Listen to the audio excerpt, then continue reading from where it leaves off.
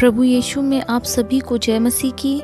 मैं विश्वास करती हूँ प्रभु यीशु के अनुग्रह से आप सभी बिल्कुल ठीक प्रकार से होंगे। आइए आज हम जानेंगे यूहन्ना बपतिस्मा देने वाले के विषय में। मेरे प्रियो, हम जानते हैं यूहन्ना के लिए बहुत पहले ही भविष्यवाणी हो गई थी। यशाया भविष्यवक्ता ने यूहन्ना के विषय में भविष्यवाणी की, जो हमें मिलेगी यशाया की पुस्तक में उसके 40 अध्याय और उसके 3 पद में। यहाँ इस प्रकार से लिखा हुआ है, किसी की पुकार सुनाई देती है, जंगल में यहोवा का मार्ग सुधारो, हमारे परमेश्वर के लिए आरावा में एक राजमार्ग चौरस करो। हर एक तराई भर दी जाए और हर एक पहाड़ और पहाड़ी गिरा दी जाए। जो टेढ़ा है वो सीधा और जो ऊंचा नीचा है वो चौरस किया जाए।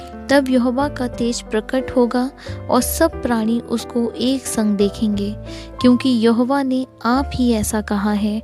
हालेलुया। और हम देखेंगे मलाकी उसका 3 अध्याय और उसके पहले पद में। यहाँ पर भी इस प्रकार से लिखा हुआ है, देखो मैं अपने दूत को भेजता हूँ और वो मार्ग को मेरे आगे सुधारेगा। और प्रभु जिसे तुम ढूंढते हो वो अचानक अपने मंदिर में आ जाएगा। हाँ, बाचा का वह दूत जिसे तुम चाहते हो, सुनो वो आता है। सेनाओं के यहोवा का यही वचन है। मेरे प्रियो, मैं आपको बताना चाहती हूँ, जिस प्रकार से परमेश्वर पिता ने अब्राहम और सारा को उनकी वृद्धावस्था में संतान की आशीष दी, उसी प्रकार से परमेश्वर पिता ने यूहन्ना के माता पिता को भी उनकी वृद्धावस्था में उन पर अनुग्रह किया।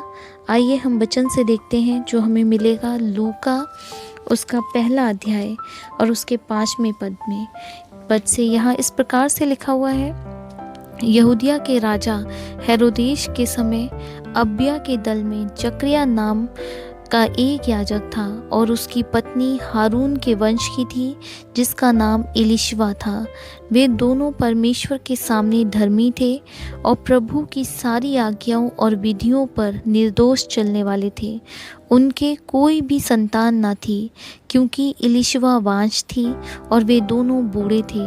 जब वह अपने दल की पारी पर परमेश्वर के सामने याजक का काम करता था, तो याजकों की रीति के अनुसार उसके नाम पर चिट्ठी निकली कि प्रभु के मंदिर में जाकर धूप जलाए। धूप जलाने के समय लोगों की सारी मंडली बाहर प्रार्थना कर रही थी। उस समय प्रभु का एक स्वर्गदूत धूप की वेदी की दाहिनी ओर खड़ा हुआ उसको दिखाई दिया। जकरिया देखकर घबराया और उस पर बड़ा भय छा गया। परंतु स्वर्गदूत ने उससे कहा, हे जकरिया, भयभीत ना हो, क्योंकि तेरी प्रार्थना सुन ली गई है और तेरी पत्नी एलीशिबा से तेरे लिए एक पुत्र उत्पन्न होगा और तू उसका नाम यूहन्ना रखना। तुझे आनंद और हर्ष होगा और बहुत लोग उसके जन्म के कारण आनंदित होंगे, क्योंकि वह प्रभु के सामने महान होगा और दाखरस और मदिरा कभी ना पिएगा और अपनी माता के गर्भ ही से पवित्र आत्मा से परिपूर्ण हो जाएगा और इज़राइलियों में से बहुतेरों को उनके प्रभु परमेश्वर की ओर फेरेगा। वह एलिय्याह की आत्मा और सामर्थ्य में होकर उसके आगे आगे चलेगा कि पितरों का मन बाल बच्चों की ओर फेर दे और आज्ञा ना मानने वालों को धर्मियों की समझ पर लाए और प्रभु के लिए एक योग्य प्रजा तैयार करे। जकरिया ने स्वर्गदूत से पूछा, यह मैं कैसे जानूं, क्योंकि मैं तो बूढ़ा हूँ और मेरी पत्नी भी बूढ़ी हो गई है। स्वर्गदूत ने उसको उत्तर दिया, मैं जिब्राइल हूँ, जो परमेश्वर के सामने खड़ा रहता हूँ और मैं तुझसे बातें करने और तुझे यह समाचार सुनाने को भेजा गया हूँ। देख, जिस दिन तक ये बातें पूरी ना हो लें, उस दिन तक तू मौन रहेगा और बोल ना सकेगा, इसलिए कि तूने मेरी बातों की जो अपने समय पर पूरी होंगी प्रतीति ना की। लोग जकरिया की बाट देखते रहे और अचंभा करने लगे कि उसे मंदिर में इतनी देर क्यों लगी। जब वह बाहर आया तो उनसे बोल ना सका, अतः वे जान गए कि उसने मंदिर में कोई दर्शन पाया है, और वह उनसे संकेत करता रहा और गूंगा रह गया। जब उसकी सेवा के दिन पूरे हुए तो वो अपने घर चला गया। इन दिनों के बाद उसकी पत्नी इलिशबा गर्भवती हुई और 5 महीने तक अपने आप को यह कह के छिपाए रखा, मनुष्यों में मेरा अपमान दूर करने के लिए प्रभु ने इन दिनों में कृपा दृष्टि करके मेरे लिए ऐसा किया है। मेरे प्रियो, उन्हीं दिनों में परमेश्वर का अनुग्रह मरियम के जीवन पर हुआ और जिब्राइल स्वर्गदूत ने मरियम का अभिवादन किया और उसको यह समाचार दिया कि वह पवित्र आत्मा की ओर से गर्भवती होगी और उसे यह भी बताया, और देख, तेरी कुटुंबनी इलिशबा के भी बुढ़ापे में पुत्र होने वाला है। यह उसका जो वांझ कहलाती थी 6वां महीना है, क्योंकि जो वचन परमेश्वर की ओर से होता है वो प्रभाव रहित नहीं होता। मरियम ने कहा, देख, मैं प्रभु की दासी हूँ, मुझे तेरे वचन के अनुसार हो। तब स्वर्गदूत उसके पास से चला गया। उन दिनों में मरियम उठकर शीघ्र ही पहाड़ी देश में यहूदा के एक नगर को गई और जकरिया के घर में जाकर इलिशबा को नमस्कार किया।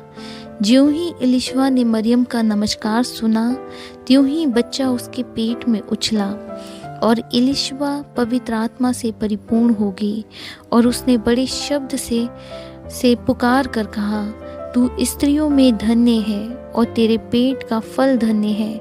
यह अनुग्रह मुझे कहाँ से हुआ कि मेरे प्रभु की माता मेरे पास आई। देख, ज्यों ही तेरे नमस्कार का शब्द मेरे कानों में पड़ा, त्यों ही बच्चा मेरे पेट में आनंद से उछल पड़ा। धन्य है वह जिसने विश्वास किया कि जो बातें प्रभु की ओर से उससे कही गई वे पूरी होंगी। तब इलिशबा के प्रसव का समय पूरा हुआ और उसने पुत्र को जन्म दिया। उसके पड़ोसियों और कुटुंबियों ने यह सुनकर कि प्रभु ने उस पर बड़ी दया की है, उसके साथ आनंद मनाया। और ऐसा हुआ कि 8वें दिन वे बालक का खतना करने आए और उसका नाम उसके पिता के नाम पर जकरिया रखने लगे। इस पर उसकी माता ने उत्तर दिया, नहीं, वरन उसका नाम यूहन्ना रखा जाए। उन्होंने उससे कहा, तेरे कुटुंब में किसी का यह नाम नहीं। तब उन्होंने उसके पिता से संकेत करके पूछा कि तू उसका नाम क्या रखना चाहता है। उसने लिखने की पट्टी मांगकर लिख दिया, उसका नाम यूहन्ना है। और सबों को आश्चर्य हुआ। तब उसका मुंह और जीभ तुरंत खुल गई और वह बोलने लगा और परमेश्वर का धन्यवाद करने लगा। उसके आसपास के सब रहने वालों पर भय छा गया और उन सब बातों की चर्चा यहूदिया के सारे पहाड़ी देश में फैल गई। और सब सुनने वालों ने अपने अपने मन में विचार करके कहा, यह बालक कैसा होगा, क्योंकि प्रभु का हाथ उसके साथ था। हालेलुया। मैं परमेश्वर का धन्यवाद करती हूँ। हमने देखा कि किस प्रकार से यूहन्ना के लिए जो भविष्यवाणी की गई थी वो पूरी हुई और यूहन्ना इस जगत में गवाह बनकर आया कि वो सच्ची ज्योति की गवाही दे। आइए हम वचन से देखते हैं। एक मनुष्य परमेश्वर की ओर से आ उपस्थित हुआ जिसका नाम यूहन्ना था। वह गवाही देने आया कि ज्योति की गवाही दे, ताकि सब उसके द्वारा विश्वास लाए। वो आप तो वो ज्योति ना था, परंतु उस ज्योति की गवाही देने के लिए आया था। सच्ची ज्योति जो हर एक मनुष्य को प्रकाशित करती है, जगत में आने वाली थी। वो जगत में था और जगत उसके द्वारा उत्पन्न हुआ और जगत ने उसे नहीं पहचाना। वो अपने घर आया और उसके अपनों ने उसे ग्रहण नहीं किया, परंतु जितनों ने उसे ग्रहण किया उसने उन्हें परमेश्वर की संतान होने का अधिकार दिया, अर्थात उन्हें जो उसके नाम पर विश्वास रखते हैं। वे ना तो लहू से, न शरीर की इच्छा से, न मनुष्य की इच्छा से, परंतु परमेश्वर से उत्पन्न हुए हैं। और वचन देहधारी हुआ और अनुग्रह और सच्चाई से परिपूर्ण होकर हमारे बीच में डेरा किया, और हमने उसकी ऐसी महिमा देखी जैसे पिता की इकलौते की महिमा, यूहन्ना ने उसके विषय में गवाही दी और पुकार कर कहा, यह वही है जिसका मैंने वर्णन किया कि जो मेरे बाद आ रहा है वो मुझसे बढ़कर है, क्योंकि वो मुझसे पहले था। क्योंकि उसकी परिपूर्णता में से हम सब ने प्राप्त किया, अर्थात अनुग्रह पर अनुग्रह। इसलिए कि व्यवस्था तो मूसा के द्वारा दी गई, परंतु अनुग्रह और सच्चाई यीशु मसीह के द्वारा पहुंची। परमेश्वर को किसी ने कभी नहीं देखा, इकलौता पुत्र जो पिता की गोद में है, उसी ने उसे प्रकट किया। यूहन्ना की गवाही यह है कि जब वह यहूदिया के यरूशलेम से याजकों और लेवियों को उससे यह पूछने के लिए भेजा, तू कौन है, तो उसने यह मान लिया और इनकार नहीं किया, परंतु मान लिया मैं मसीह नहीं हूँ। तब उन्होंने उससे पूछा, तो फिर कौन है? क्या तू एलिया है? उसने कहा, मैं नहीं हूँ। तो क्या तू वह भविष्यवक्ता है? उसने उत्तर दिया, नहीं। तब उन्होंने उससे पूछा, फिर तू कौन है, ताकि हम अपने भेजने वालों को उत्तर दें। तू अपने विषय में क्या कहता है? उसने कहा, जैसा यशाया भविष्यवक्ता ने कहा है, मैं जंगल में एक पुकारने वाले का शब्द हूँ कि तुम प्रभु का मार्ग सीधा करो। वे फरीसियों की ओर से भेजे गए थे। उन्होंने उससे यह प्रश्न पूछा, यदि तू ना मसीह है और ना एलिया और ना वह भविष्यवक्ता है, तो फिर बपतिस्मा क्यों देता है? यूहन्ना ने उनको उत्तर दिया, मैं तो जल से बपतिस्मा देता हूँ, परंतु तुम्हारे बीच में एक व्यक्ति खड़ा है जिसे तुम नहीं जानते, अर्थात मेरे बाद आने वाला है, जिसकी जूती का बंध मैं खोलने के योग्य नहीं। ये बातें यरदन के पार बैतनिय्याह में हुई, जहाँ यूहन्ना बपतिस्मा देता था। उन दिनों में यूहन्ना बपतिस्मा देने वाला आकर यहूदिया के जंगल में यह प्रचार करने लगा, मन फिराओ, क्योंकि स्वर्ग का राज्य निकट आ गया है। यह वही है जिसकी चर्चा यशाया भविष्यवक्ता के द्वारा की गई। जंगल में एक पुकारने वाले का शब्द हो रहा है कि प्रभु का मार्ग तैयार करो, उसकी सड़कें सीधी करो।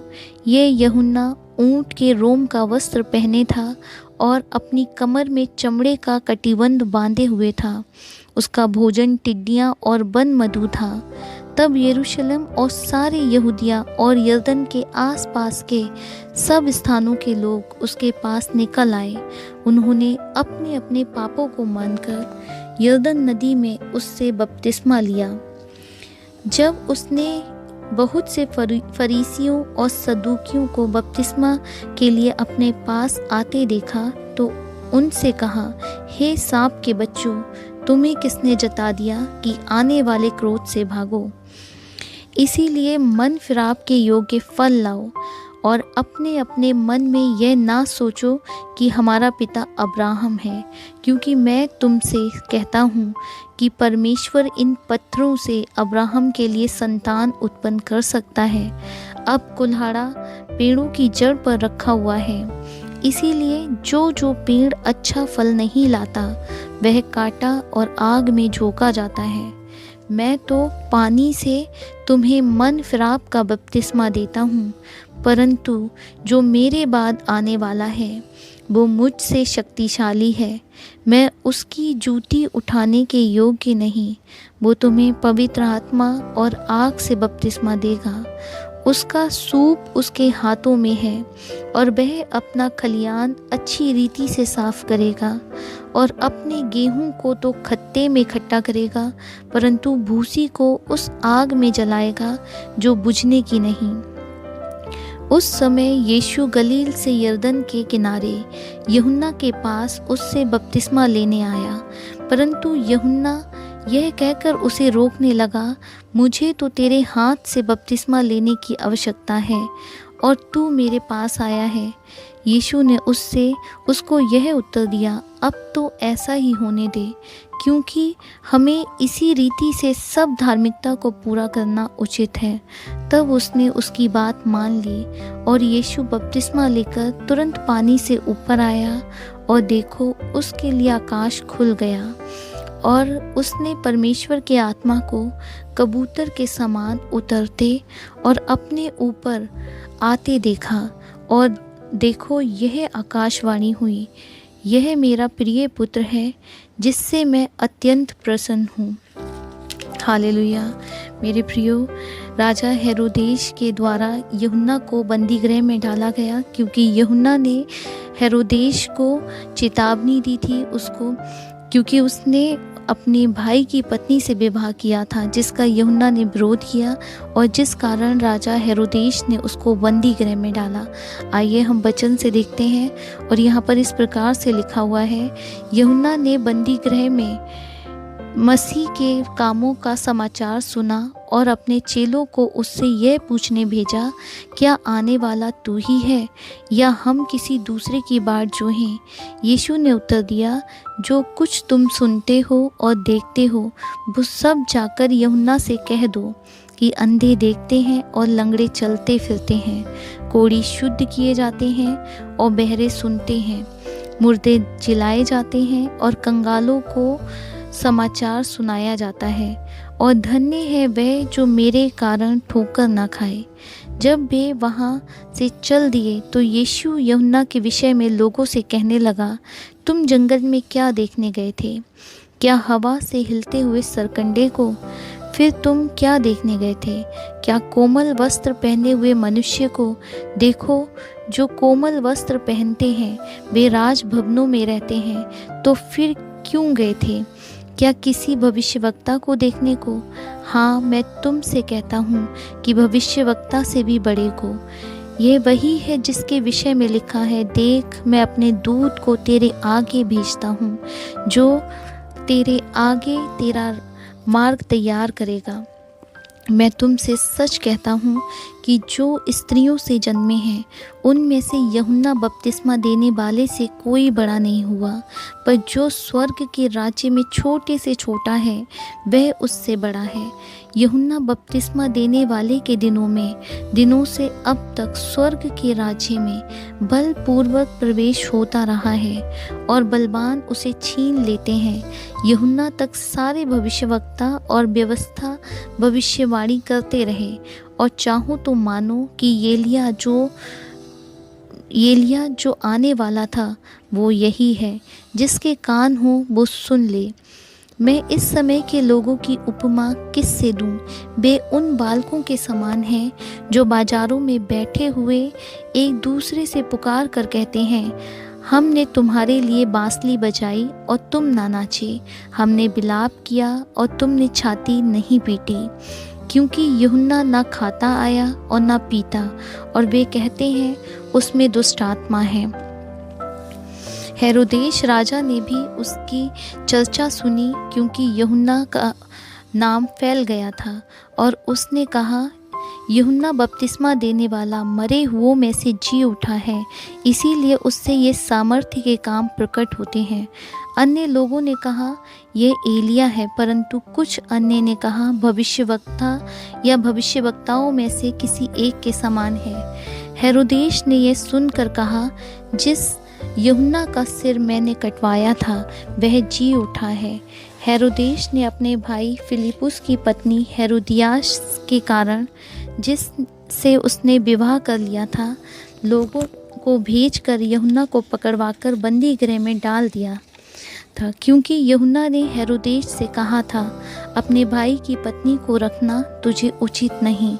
इसीलिए हेरोदियास उससे बैर रखती थी और यह चाहती थी कि उसे मरवा डाले, परंतु ऐसा ना हो सका, क्योंकि हेरोदेश यूहन्ना को धर्मी और पवित्र पुरुष जानकर उससे डरता था और उसे बचाए रखता था, और उसकी बातें सुनकर बहुत घबराता था, पर आनंद से सुनता था। ठीक अवसर आया जब हेरोदेश ने अपने जन्मदिन में अपने प्रधानों और सेनापतियों और गलील के बड़े लोगों के लिए भोज किया, तो हेरोदियास की बेटी भीतर आई और नाच कर हेरोदेश को और उसके साथ बैठने वालों को प्रसन्न किया। तब राजा ने लड़की से कहा, तू जो चाहे मुझसे मांग, मैं तुझे दूंगा। और उससे शपथ खाई, मैं अपने आधे राज्य तक जो कुछ तू मुझसे मांगेगी मैं तुझे दूंगा। उसने बाहर जाकर अपनी माता से पूछा, मैं क्या मांगूं? वह बोली, यूहन्ना बपतिस्मा देने वाले का सर। वह तुरंत राजा के पास भीतर आई और उससे विनती की, मैं चाहती हूँ कि तू अभी यूहन्ना बपतिस्मा देने वाले का सर एक थाल में मुझे मंगवा दे। तब राजा बहुत उदास हुआ, परंतु अपनी शपथ के कारण और साथ बैठने वालों के कारण उसे टालना ना चाहा। अतः राजा ने तुरंत एक सिपाही को आज्ञा देकर भेजा कि उसका सर काट लाए। उसने जेल खाने में जाकर उसका सिर काटा और एक थाल में रखकर लाया और लड़की को दे दिया, और लड़की ने अपनी माँ को दिया। यह सुनकर यूहन्ना के चेले आए और उसके शव को ले गए और कब्र में। मेरे प्रिय भाइयों बहनों, हमने वचन से जाना कि यूहन्ना के विषय में बहुत पहले ही भविष्यवाणी हो चुकी थी। यूहन्ना परमेश्वर का मार्ग सीधा करने के लिए जगत में आया कि प्रभु का मार्ग सीधा करे, भटके हुओं को राह दिखाए। यूहन्ना मन फिराप का सुसमाचार प्रचार करता था और जल से बपतिस्मा देता था। मेरे प्रियो, आज मुझे और आपको भी आवश्यकता है कि हम भी अपने मनों को परमेश्वर की ओर फिराएं। मैं विश्वास करती हूँ कि परमेश्वर के इस वचन से हम सभी आशीषित हुए। प्रभु का अनुग्रह हम सभी के जीवनों पर बना रहे। हम जल्द ही मिलेंगे एक नए विषय के साथ। तब तक के लिए आप सभी को शालोम। धन्यवाद।